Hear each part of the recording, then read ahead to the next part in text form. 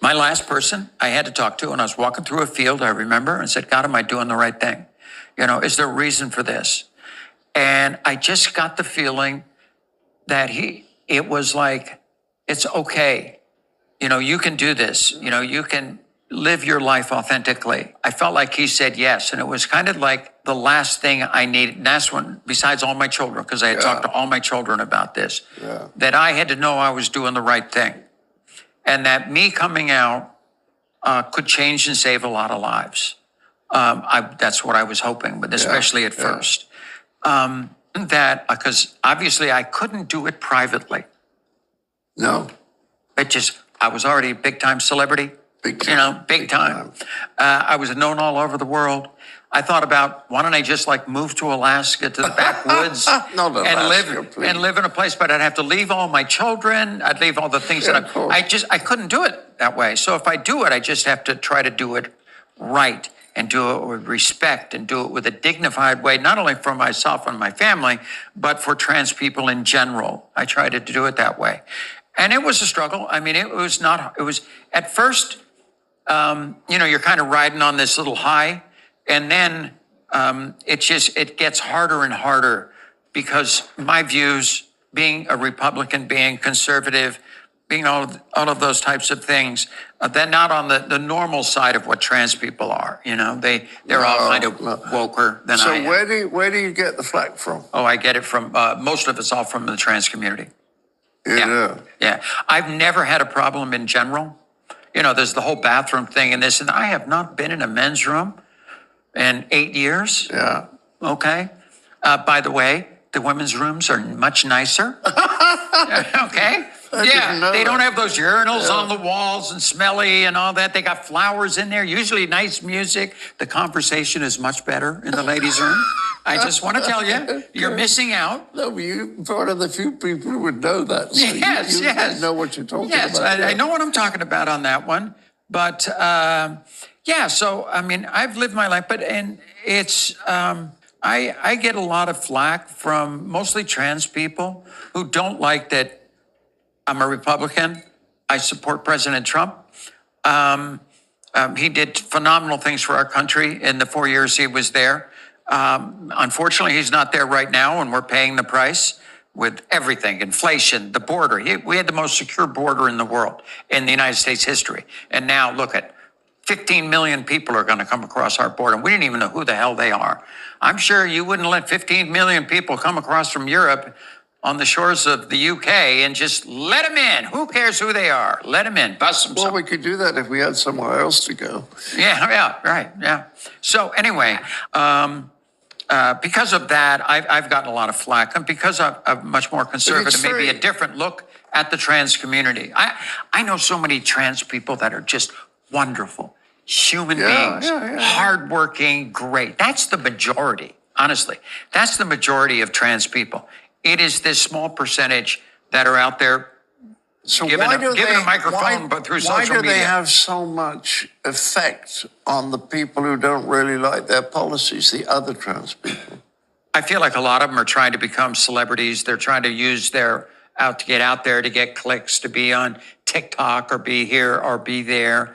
I didn't start off wanting to be a celebrity in this thing. I had no choice. Right. Okay, I was already a very big celebrity that was just trying to live their life authentically. And in doing that, maybe I could help some people, okay? Honestly, in my family. I'm interested in the fact that they don't really want to debate the subject. Because my views are different than theirs. No, but I'm saying in general, they don't want to debate or discuss it. Because for some reason, they regard that as unnecessary. They just feel... Yeah, well, they think it's their way or the highway. Yeah. Yeah, and just like the other day, Riley Gaines, she's the girl who's been talking in the United States a lot. She was the one who swam against Leah Thomas. And she has been a big advocate of keeping trans women out of women's sports. And I'm a big supporter. She's a good friend. And has done wonderful work. But she was in San Francisco a couple of months back, giving a speech to students there, And she had a bunch of trans people just literally come after her, hit her. As she said, there was a guy in a dress and the other ones, and it was videotaped. And you could hear them in the background, these trans women yelling, trans women are real women, and on and on and on, making fools of themselves. Okay. And that's not good. It's horrible for trans people in general. Yeah. It's horrible. It makes us look selfish. The Leah Thomases of the world, trans girls swimming, it's not good for trans people. It makes them look selfish, self-indulged. It's like all about me. It's not about all these other girls I'm beating.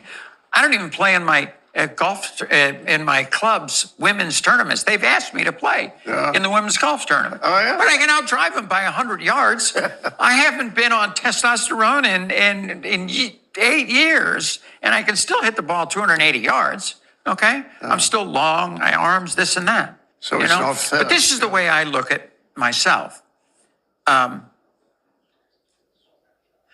I see these, trans women are real women. No, you're not. Okay, that's the bottom line. This is the way I look at my life. I have everything changed. Birth certificate, gender marker, F. Okay, everything's changed. Driver's license, I'm a pilot, my pilot's license. You name everything that's in my name is legally Caitlyn Marie Jenner, gender marker F. Okay? As I said earlier, I haven't used the men's room in a million years and probably never will, and have never had a problem. I mean, I go in there.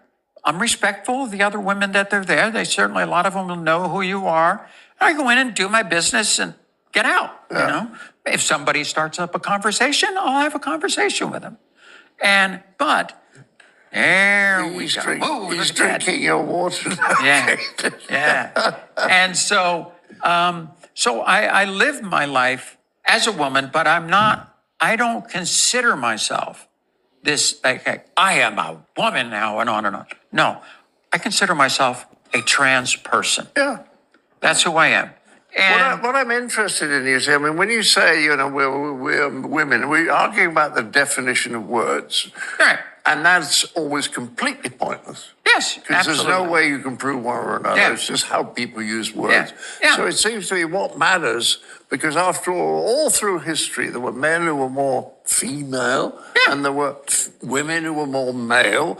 Well, it only comes down to certain things, like sports is a key one. Yeah. And bathrooms is a key one, and maybe there's one or two others. Otherwise, what is the fuss about, provided we are kind and pleasant and tolerant? We're right back to kindness, friendly. baby. Yeah. Kindness works all the time. Yeah. Kindness works all the time.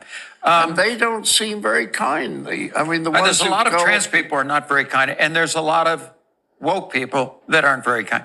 So many religious, some people from a religious standpoint, they say, you're a man or a woman and that's it. And there's nothing in between.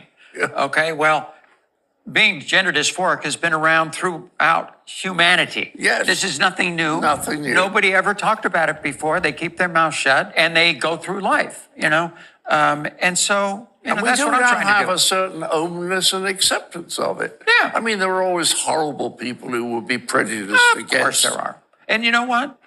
I'll just wake up in the morning and I just be myself all day.